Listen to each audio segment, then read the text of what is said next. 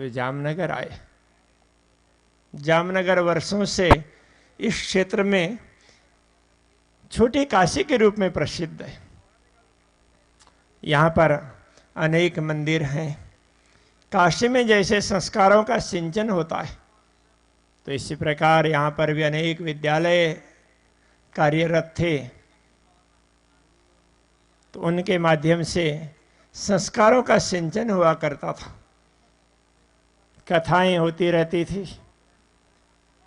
देवचंद्र जी महाराज आए, उन्होंने कई दिनों तक खोज की, कहाँ पर कौन कथा करते हैं, किनकी कथा मुझे सुननी चाहिए। तो ऐसे खोज करते करते जब श्याम जी के मंदिर में पहुंचे, वहाँ पर कांजी भट्ट नाम के विद्वान कथा करते थे। उनको उनकी कथा बड़ी अच्छी लगी, बड़े प्रेम से सुनने लगे।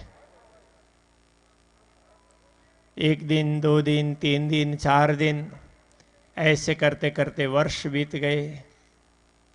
वर्ष ही नहीं, वर्षों बीत गए। 14 वर्ष व्यतीत हो गए।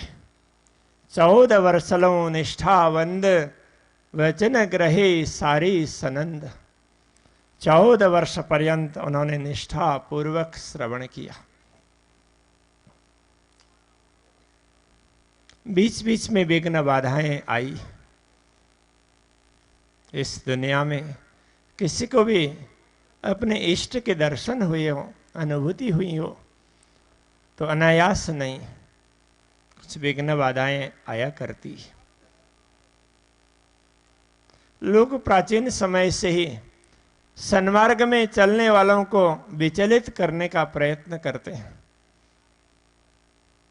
किंतु जो सन्मार्ग में आगे बढ़ता है तो उसके सामने विघ्न बाधाएं सीढ़ी हुआ करती है।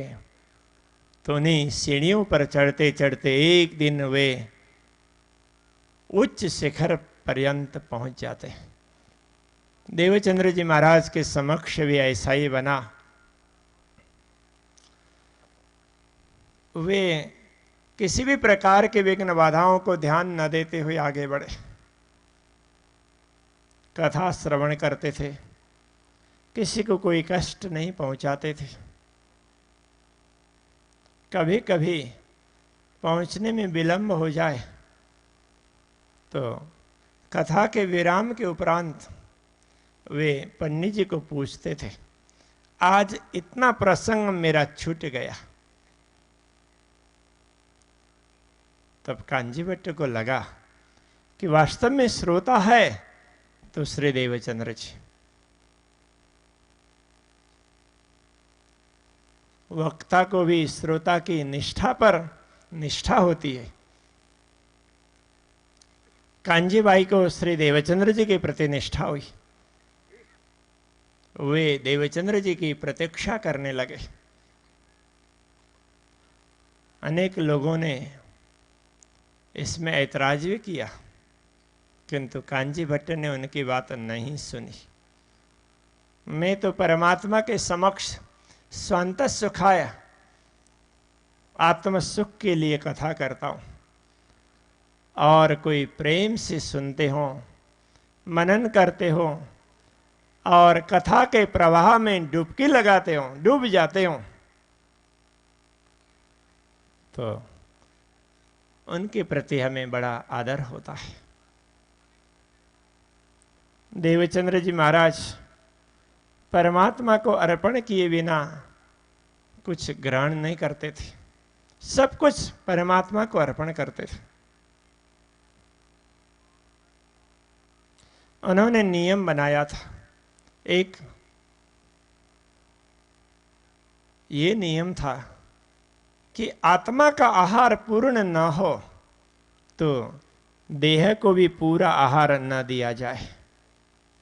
जब द्वादशी के दिन कथा का विराम होता था तो उस समय वे भोजन बनाकर नहीं लेते थे।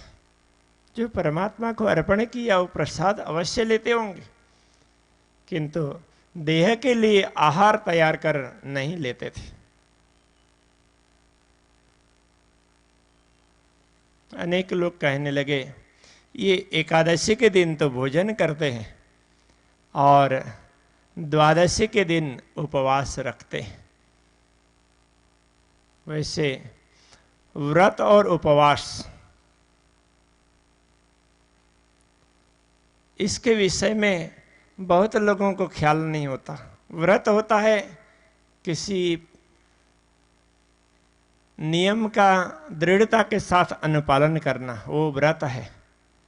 उपवास का अर्थ होता है परमात्मा के सान्निध्य का अनुभव करना, उससे भोजन के साथ कोई लेना देना नहीं होता। किंतु हम आज कहते हैं भोजन नहीं किया, किसी कारण से नहीं कर पाए, तो आज हमारा उपवास है। तो उपवास, उप सान्निध्य, वास, किसके सान्निध्य में बैठना? पूर्ण ब्रह्म परमात्मा के सान्निध्य में बैठना।